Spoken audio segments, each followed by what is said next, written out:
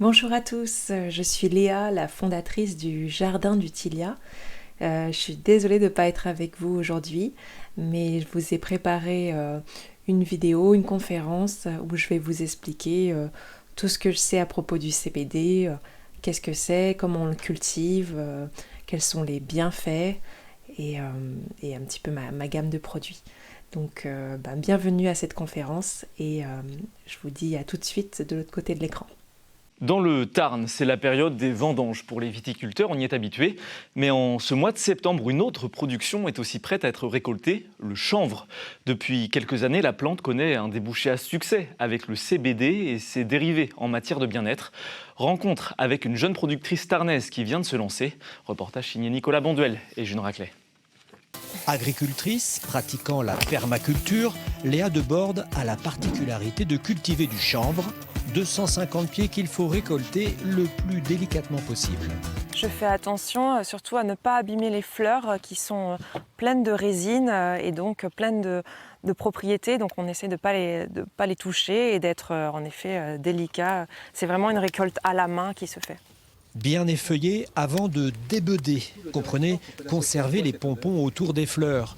L'ambiance olfactive est puissante et ce n'est pas pour déplaire à la main-d'œuvre. C'est super agréable, c'est vraiment une odeur envoûtante. Pour ses productions, Léa n'utilisera que la fleur et les plus petites feuilles riches en trichome. Ces petits cristaux laiteux, eux-mêmes riches en CBD.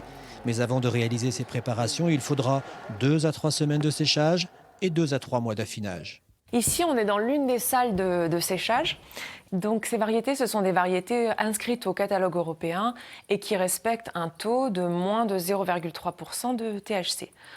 Le THC, c'est la molécule qui fait planer, qui est interdite et qu'on ne veut pas dans les variétés de CBD. Moi, j'aime bien dire que je fais de la bière sans alcool, du chanvre sans THC. Avec cette matière première, Léa va fabriquer dans sa ferme, pour la 2e année consécutive, des produits bien-être, anti-stress ou antidouleur. Je n'en vis pas encore, mais je pense qu'à partir de l'année prochaine, j'arriverai à en vivre, notamment grâce aux ventes sur Internet. Et mon objectif, c'est de faire du bien à la terre et aux humains. Le CBD, comme la médecine naturelle, a le vent en poupe. En 2022, un Français sur 10 déclarait en avoir consommé dans l'année. Voilà, je voulais commencer avec cette vidéo, ce reportage de France 3 qui est, je trouve, une bonne introduction sur le sujet. J'ai eu la chance qu'ils viennent l'année dernière chez moi m'interviewer. Alors pour commencer, qu'est-ce que le CBD ? Le CBD, c'est le nom d'une molécule et c'est une molécule qui est contenue dans toutes les variétés de chanvre. Donc les variétés cannabis et les variétés qu'on dit CBD. Donc la différence entre les variétés cannabis et les variétés CBD, c'est le dosage de THC. Donc le THC, la molécule THC, c'est la molécule qui fait planer, qui est interdite. Voilà, donc cette molécule, elle est en très très très faible quantité dans les variétés CBD et c'est pour ça qu'on appelle ça des variétés CBD. Et au contraire, la molécule de CBD a été boostée, en tout cas les plants ont été sélectionnés pour contenir le plus de CBD possible. Donc la molécule de THC, elle fait planer, mais elle a aussi des effets médicinaux qui sont assez incroyables. Les études montrent qu'en cas de chimiothérapie, en cas des fois de dépression, en cas de certaines maladies spécifiques, d'épilepsie, enfin voilà, le THC est plus puissant que le CBD, mais le CBD va avoir le côté apaisant, ça va permettre aussi de réguler le THC qui peut être un peu anxiogène, qui peut faire stresser en plus des effets planants, etc. Le CBD va vraiment avoir ce côté calmant et va détendre en général les muscles et le corps. On dit aussi que qu'il est adaptogène, donc c'est-à-dire qu'il va s'adapter à chacun et aux besoins de chacun. Voilà, c'est des molécules qui viennent un petit peu capter dans le corps ce qui manque, ce qui est à réguler d'un point de vue hormonal, d'un point de vue voilà, sur plein de plans. Donc c'est pour ça que c'est pas si facile de mesurer les effets du CBD parce que ça va pas mal dépendre d'une personne à une autre. Mais voilà, en règle générale, on peut retenir que le CBD c'est un calmant. Alors ça va pas shooter non plus, hein, c'est pas un somnifère, mais voilà, il y a cet effet relaxant pour le corps et les muscles, et ce qui en fait aussi un antidouleur.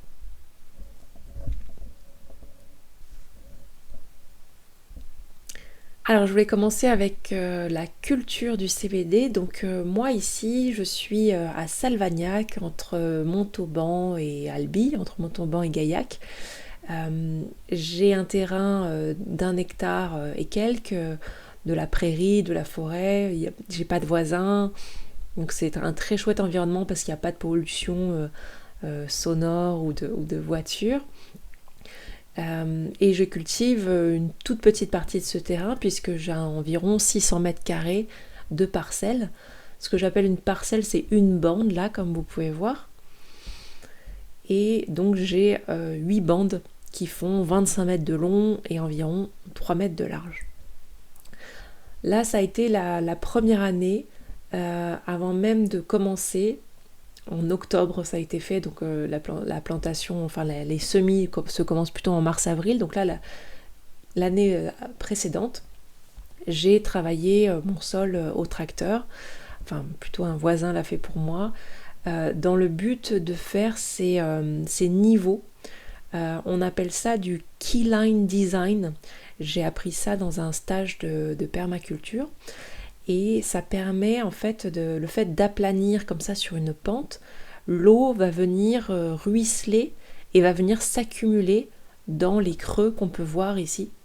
Donc ça c'est une manière de retenir l'eau et voilà. Et donc d'avoir un peu moins besoin d'arrosage et d'avoir aussi moins de problèmes d'excès d'eau en fait parallèlement, puisque s'il y avait quelque chose en bas de pente qui aurait tendance à être inondé avec le ruissellement, là ici le fait que ce soit stocké au fur et à mesure empêche quelque part une inondation sur le bas du terrain, une stagnation. Voilà, sinon la culture donc, se commence plutôt, donc je disais en mars-avril. Les graines sont des graines qui sont certifiées dans le catalogue européen. En tout cas, officiellement, c'est le cas. Je dis ça parce que énormément de personnes n'utilisent pas les graines certifiées. Le défaut des graines certifiées, c'est qu'elles sont déjà pas d'une qualité forcément très bonne, dans le sens que à la base, ces variétés sont faites pour faire du chanvre graine, donc plutôt pour faire des variétés de chanvre sur des grands champs, dans des hectares. Or ici, on cherche à récolter la fleur, et donc la fleur, on a envie qu'elle soit à la fois bien développée et à la fois qu'elle ait de l'odeur, du goût. Et donc c'est pas trop le cas des variétés du catalogue officiel. Et en même temps, les variétés du catalogue officiel ne respectent pas toujours très bien le taux de THC. Je vous disais qu'il faut avoir un taux très faible, on doit être à moins de 0,3%. Et c'est pas toujours le cas des variétés catalogue. Donc pour toutes ces raisons, beaucoup de chanvriers vont choisir plutôt des variétés faites par des semenciers américains, italiens, bon peu importe, mais voilà, des personnes qui vont essayer de maintenir les taux bas, par contre d'avoir un haut taux de CBD et d'avoir de la qualité. Donc ça se trouve, il y a plein de sites en ligne. Voilà, il y a plein de façons de trouver les graines. C'est bien de savoir que ce ne sont pas des graines OGM, ce sont vraiment des croisements de graines qui ont été faits pour arriver à ces taux de CBD très hauts et ces taux de THC très bas. Moi, je suis sur une petite culture, je suis à entre 250 et 500 pieds selon les années.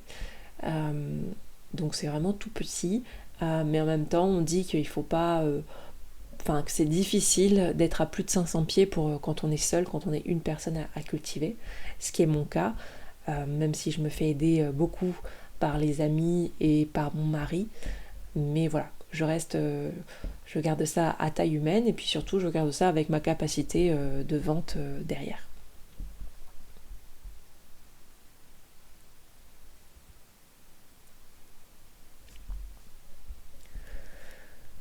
Alors je vais pas mal vous parler de culture parce que c'est vrai que c'est ma passion de cultiver la terre, mais surtout d'enrichir la terre avant tout. Euh, ici, la première année, encore une fois, on a fait un semis de féveroles. Donc la féverole, c'est des petites fèves. Les fèves et les féveroles, elles font partie de la famille des légumineuses. Et elles captent l'azote de l'air pour le transmettre dans le sol. Donc à terme, elles viennent enrichir le sol en azote. Le sol, il a principalement besoin de 3 éléments, de l'azote, du potassium, NPK, azote, potassium, phosphore. Et donc l'azote, c'est presque l'élément principal parce que c'est ça qui va permettre aux plantes de produire du verre, de produire des feuilles, de grandir en général.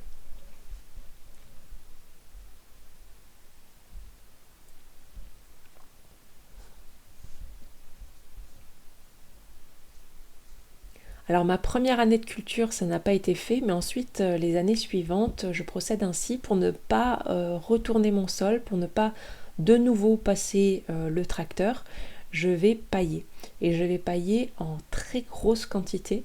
Je vais pailler jusqu'à 30, 40, 50 cm de couche de foin.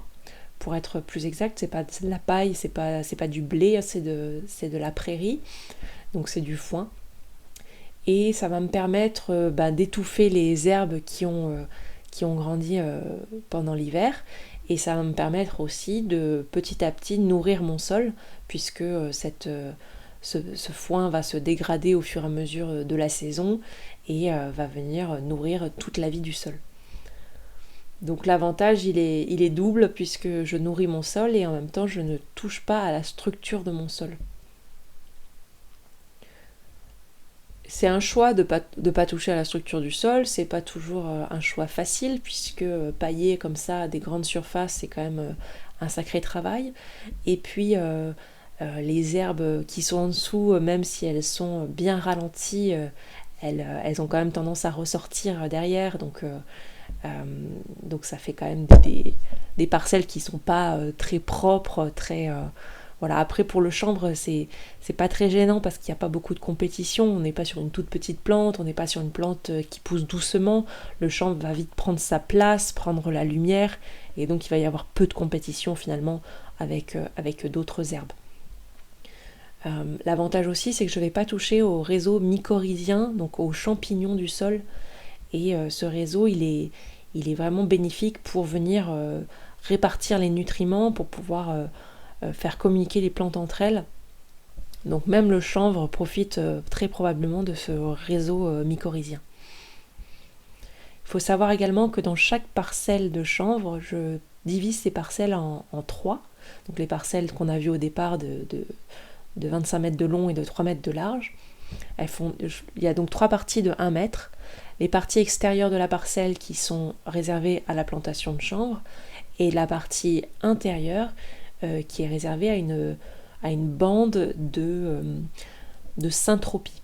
Alors la syntropie, sans vouloir aller trop dans les détails, c'est une méthode de permaculture qui consiste à planter énormément de végétaux, souvent des choses nourricières, dont on peut se nourrir, mais pas toujours, ça peut être tout type de végétaux. L'un des critères principaux sont des végétaux qui poussent assez vite et des végétaux qui produisent pas mal de matière organique, de biomasse. L'idée finalement, c'est de remplir au maximum cette bande centrale pour, au fur et à mesure du temps, des saisons et des années, tailler beaucoup dans cette bande pour produire de la matière pour remettre de la matière organique au sol, et donc pour de nouveau nourrir mon sol au maximum. Donc j'y ai planté beaucoup d'arbres fruitiers, des arbustes, mais aussi des consoudes, de la mélisse, des artichauts, un peu tout ce que je trouve sur mon terrain, ou ce que je trouve où je fais des boutures de pas mal de choses. Enfin voilà, j'essaie de remplir ces lignes au fur et à mesure. Là sur la photo, on le voit pas très bien et c'est pas encore bien rempli. Mais cette année, là, j'ai fait pas mal d'efforts dans ce sens. Et j'ai mis de la bourrache aussi pour le côté mellifère, pour nourrir les abeilles et autres pollinisateurs. Donc voilà, on est sur... j'ai vraiment une volonté de créer énormément de biodiversité sur ce terrain qui en fait est assez pauvre à la base. Hein, je veux dire, il y a de la forêt autour, ça c'est chouette, mais à part ça, il n'y a pas beaucoup de végétation diversifiée. Donc le but c'est de ramener sur ce terrain de la diversité, donc de la biodiversité.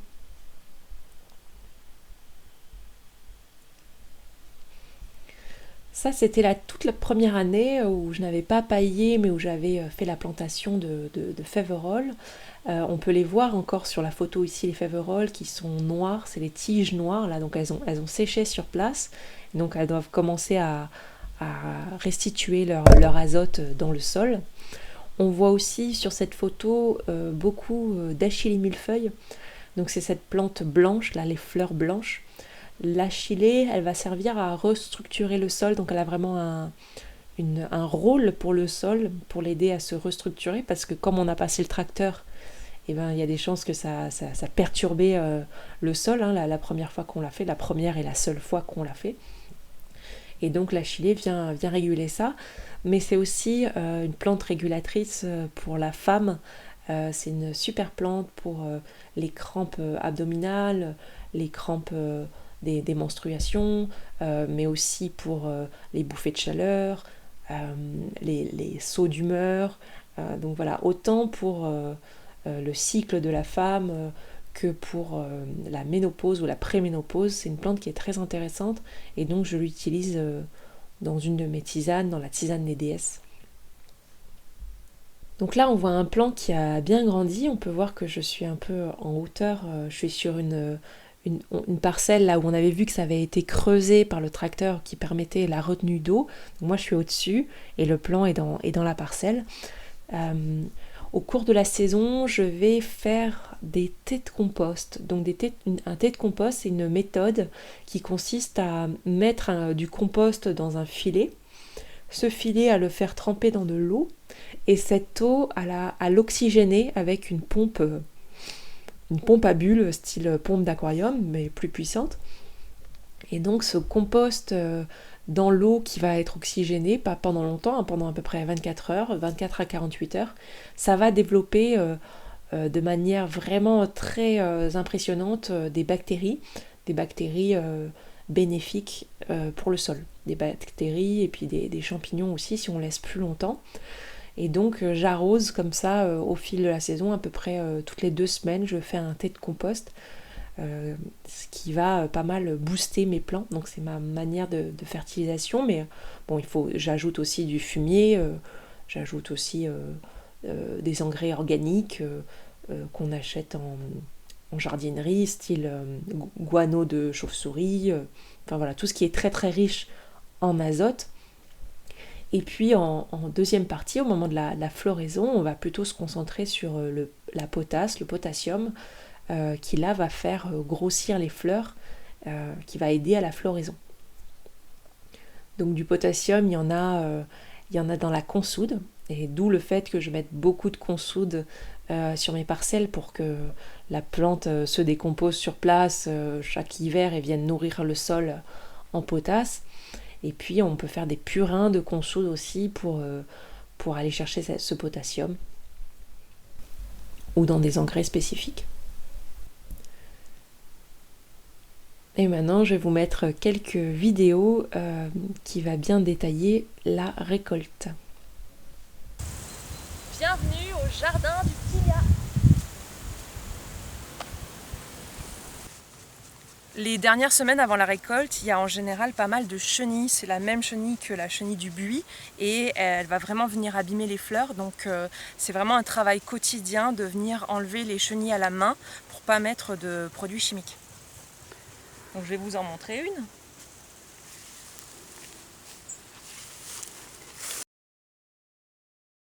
Pour la récolte, il faut attendre la bonne maturité des fleurs et il faut faire attention à un champignon, le botrytis, qui se développe quand le temps est humide et chaud.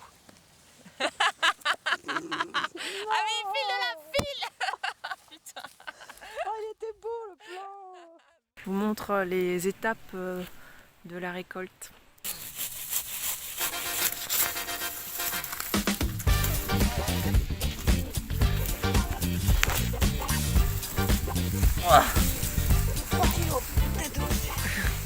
Du coup, première étape, c'est de couper le pied, de couper chaque branche individuellement et puis de commencer à effeuiller rapidement, en tout cas d'enlever les plus grosses feuilles. Ensuite, la deuxième étape, c'est de passer à l'effeuilleuse. Là, pour le coup, on enlève les feuilles un peu plus, de manière, voilà, un peu mieux, mais toujours de manière un peu grossière. Ça donne un résultat comme ça.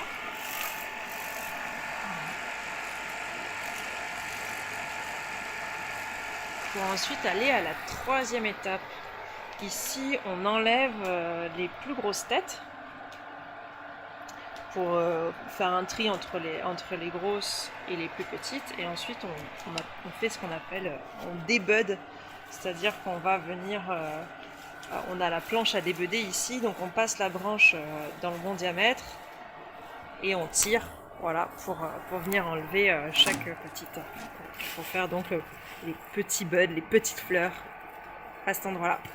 Et une fois que ça c'est fait, on va le passer dans cette machine. Et du coup, cette machine, elle a des trucs comme ça, un peu rigides, qui passent sur les fleurs, qui appuient sur les fleurs et qui permettent de passer au plus près de la lame et donc de vraiment venir effeuiller de manière plus précise, trimer en fait à la machine. Et ça donne, voilà, pour les têtes les plus grosses, ça donne des belles têtes quand même déjà assez bien trimées. Voilà, et ensuite ça passe en salle de séchage.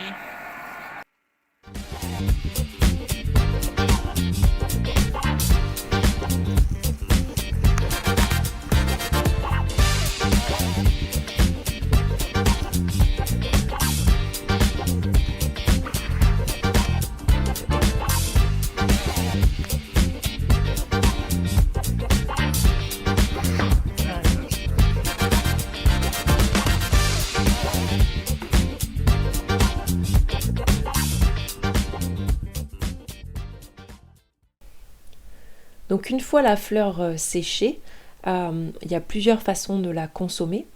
On peut la consommer directement brute, comme sur la forme à gauche. Souvent ça va être à fumer, bien qu'on pourrait la mettre directement dans une tisane de cette façon. Enfin en les fritant un petit peu quand même. L'avantage de fumer du CBD, ça va être de remplacer éventuellement quand on a une certaine addiction au THC, ou pour également remplacer le tabac. Voilà, les personnes qui ont envie de fumer, qui ont envie d'arrêter de fumer, souvent je leur conseille de mettre un peu de CBD au début dans leur cigarette et au fur et à mesure d'augmenter la dose de CBD tout en réduisant la dose de tabac jusqu'à éventuellement arrêter complètement. Personnellement, j'en fais aussi des tisanes, mais en le mélangeant avec d'autres plantes que je trouve sur mon terrain. Pur en tisane, c'est assez puissant, assez costaud. Donc je mélange avec d'autres plantes parce qu'elles ont aussi d'autres intérêts médicinaux, comme la chili millefeuille dont je parlais tout à l'heure dans la tisane des déesses. Et puis aussi, on peut le transformer en huile, donc c'est pas de l'huile de chanvre, attention, hein, on peut avoir tendance à confondre. L'huile de chanvre, elle est faite à partir des graines de chanvre. Or, moi je ne cultive pas de variété avec des graines, je cultive uniquement des plants femelles pour ne pas avoir de graines, justement parce que les gens qui fument le CBD ne souhaitent pas avoir des graines, parce qu'une graine ça peut exploser dans une cigarette. Donc on évite d'avoir des graines, et donc j'ai des plants féminisés. Donc c'est pas de l'huile de chanvre fait à partir de graines, c'est en fait un macérat, c'est-à-dire que la plante elle est macérée dans de l'huile végétale. de l'huile d'olive, de l'huile de tournesol, de l'huile de chanvre, pourquoi pas. Et ensuite, elle est chauffée à très basse température pendant plusieurs heures, filtrée. Bon, il y a tout un processus, mais en tout cas, voilà, j'en fais des huiles. Il y a évidemment plein d'autres façons de transformer. On pourrait faire des bonbons, on pourrait faire des gâteaux, on pourrait faire, je sais pas, enfin voilà, tout type de produit est possible. Donc on en a parlé rapidement au début, mais les propriétés du CBD, donc ça va être vraiment, j'aime bien retenir ces 3 mots, anti-stress, aide au sommeil et antidouleur. C'est vraiment la base, donc c'est vraiment les 3 propriétés principales du CBD. Anti-stress, puisque avec une certaine relaxation plutôt corporelle, hein, mais du coup il y a quelque chose qui lâche et donc on se sent en général moins stressé. Il y a quand même des effets psychotropes avec le CBD, mais pas psychoactifs. Alors la différence psychotrope, c'est que ça va quand même agir sur le cerveau, par contre ça ne va pas altérer la réalité, comme le THC peut le faire. Pour le sommeil, donc encore une fois dans une détente, mais bon, au-delà de ça, hein, vraiment, il y a vraiment un vrai effet sur les quand on a des insomnies, quand on a donc soit quand on a du mal à s'endormir, mais aussi quand on a tendance à se réveiller pendant la nuit. Alors la seule chose, c'est que ça peut mettre entre une demi-heure et 1 heure à agir, donc si on ne le prend pas avant de se coucher, au moment de l'insomnie, ça met un peu de temps avant d'agir. Le mieux, c'est vrai que c'est de le prendre avant de se coucher. Il y a vraiment plusieurs façons de faire. Il n'y a pas une règle sur un protocole exact de comment consommer le CBD en huile. On peut en consommer de temps en temps, comme on peut en consommer tous les soirs. Il n'y a pas d'effet d'accoutumance, mais on recommande quand même toutes les 3 semaines, 1 mois, de faire une pause d'1 semaine ou 2, que le corps soit pas tout le temps sous l'effet du CBD, et ensuite de reprendre éventuellement. Mais voilà, ça dépend de chacun, et ça dépend de la pathologie, ça dépend à quel point on a des gros problèmes de sommeil, ou à quel point on a des grosses douleurs. Au niveau des douleurs, ça va être surtout efficace sur tout ce qui est douleur musculaire, articulaire, menstruelle. Voilà. Donc musculaire pour par exemple les sportifs, les personnes qui ont des courbatures, articulaire pour les personnes qui ont des problèmes d'articulation, les arthrites, arthrose. C'est vraiment très reconnu pour cette partie-là. Et puis j'ajoute les douleurs menstruelles, puisque liées au cycle, ça fonctionne vraiment très très bien sur les règles douloureuses. Et il y a aussi un effet anti-inflammatoire qui aide notamment pour les articulations. Voilà, s'il y a un micro pendant la conférence, je ne sais pas, n'hésitez pas à faire vos témoignages. Je peux vous en dire 1 ou 2 peut-être, comme ça, pour vous donner l'inspiration. Si vous avez déjà utilisé du CBD, n'hésitez pas à témoigner. Mais en tout cas, de mon côté, j'ai ma grand-mère, c'est d'ailleurs elle qui m'a un petit peu, qui m'a convaincue que je voulais vraiment me lancer dans le CBD. Quand j'ai commencé au tout départ, j'avais plein de doutes, je ne savais pas si j'allais y arriver, de devenir agricultrice. Enfin, il y avait beaucoup de challenges, donc c'était une décision à prendre. Et elle m'a dit je savais qu'elle avait des douleurs aux genoux depuis des années, depuis très longtemps, jusqu'à un point où elle avait presque du mal à marcher sur certaines périodes. Et en fait, elle s'est mise à prendre du CBD régulièrement, et elle a recommencé à faire du tapis de marche. Et voilà, elle faisait du tapis de marche tous les jours pendant une demi-heure, et c'était pour elle, c'était une révolution, quoi. Ça a vraiment été très impactant, parce qu'elle a pu reprendre une vie normale grâce au CBD. Donc c'est très chouette.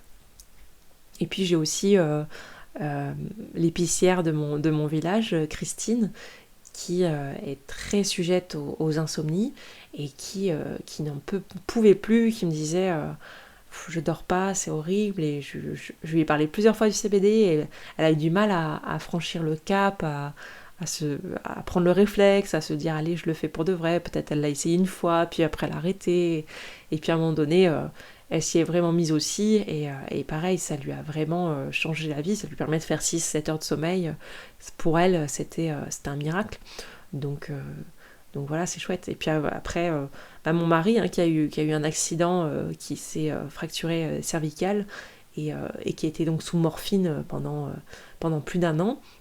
Et lui aussi, le CBD, ça lui a permis d'arrêter la morphine. Donc ça n'agit pas comme la morphine, hein, mais ça lui a permis de faire la transition et surtout d'enlever cette dépendance à la morphine qui est quand même difficile, et de remplacer tranquillement par du CBD pour l'effet antidouleur, même s'il n'est pas le même. Et ça l'a beaucoup aidé, ça l'a beaucoup soulagé jusqu'à arrêter le CBD, ne plus avoir de douleur non plus, et pouvoir continuer sa vie. Donc voilà pour mes témoignages. Je laisse mettre pause la vidéo.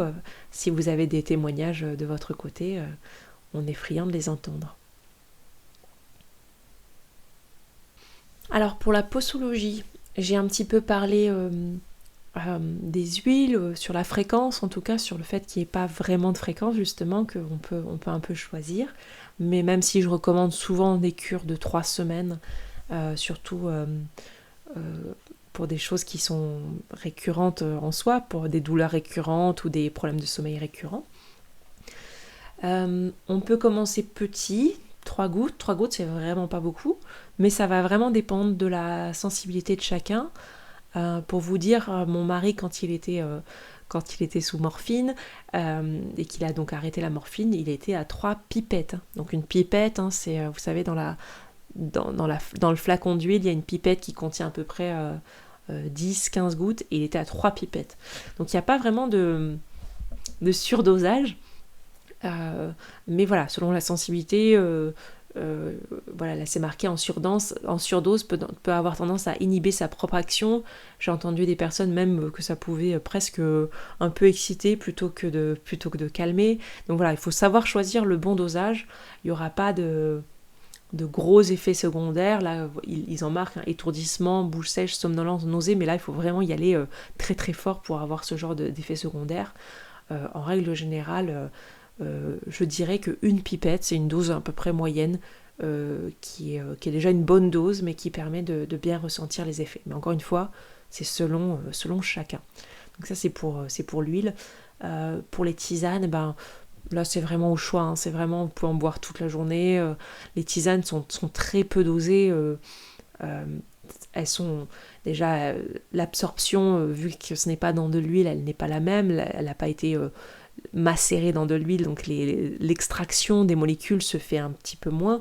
Et puis elle est mélangée avec d'autres plantes. Donc là, la tisane, c'est très léger. Bon, encore une fois, il y a des gens qui sont très sensibles, hein. Ça arrive que des personnes vraiment... une tisane et au lit, mais voilà, il n'y a pas de problème de surdosage. Je précise également pour la voiture, pour la conduite. Avec les huiles, si on respecte une pipette, il n'y aura pas de souci, mais si on commence à arriver à 3 pipettes comme mon mari, là c'est possible qu'on puisse être testé positif lors des contrôles de conduite. Bon, il faut savoir que maintenant, le protocole, en fait, vous permet, si jamais vous vous êtes arrêté, que vous êtes contrôlé, que vous avez un énorme taux une grosse consommation de CBD, et donc ça veut dire une toute petite consommation de THC, mais des fois une toute petite permet quand même au test de se déclencher.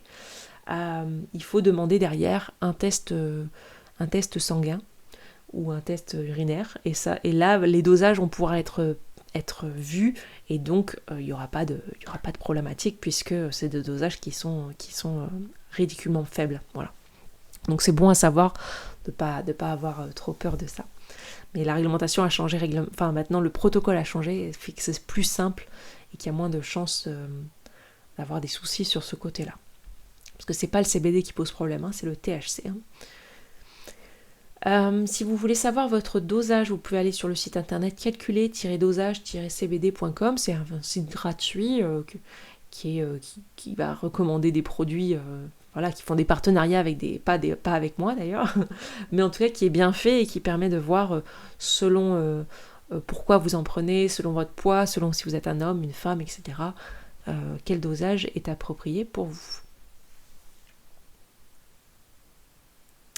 Et oui, toujours demander à votre médecin si vous prenez des traitements, si vous pouvez prendre du CBD parce que il peut y avoir des interactions avec certains médicaments, donc à vérifier.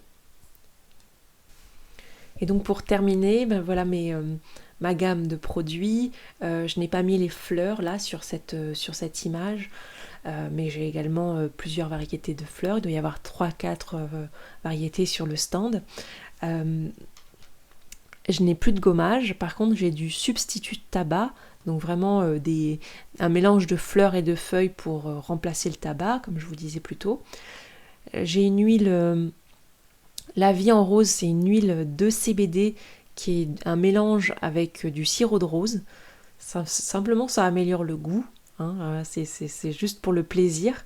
Mais c'est vraiment très agréable parce que c'est vrai que l'huile de CBD c'est assez fort, c'est assez amer, et donc avec du sirop de rose ça apaise et c'est agréable, je dirais. Donc voilà, surtout je dirais quand on le prend pour le stress, quand on le prend pour aussi pour le plaisir, et ben pourquoi pas se faire plaisir avec un produit qui a bon goût. La tisane EDS, je vous en ai parlé pour les femmes, pour la préménopause, pour les douleurs menstruelles. La douce Amazone, ça va vraiment être détente, repos, avec du tilleul, de la chimilfeuille, de la verveine. Elle marche aussi pour les crampes d'estomac, donc pour le digestif en général. Le repos de la guerrière, elle est aussi digestive puisqu'elle a de la menthe, mais aussi relaxation musculaire. Elle est plutôt à base de CBG. Alors j'ai pas parlé de la différence CBD, CBG. CBG c'est encore une autre molécule de la plante et qui est reconnue pour être intéressante pour la relaxation musculaire et pour le sommeil. Donc on a un côté un peu plus encore relaxant en tout cas pour le sommeil, et donc j'ai fait l'huile des îles qui est vraiment mon huile sommeil. Tandis que l'huile heureuse, l'huile de CBD ou la vie en rose va plus être recommandée, en tout cas selon moi, pour le stress et les douleurs dont on a parlé plus tôt. Bon ben voilà, j'espère que cette présentation vous a plu. Merci à vous et puis bon salon, profitez bien. Au revoir.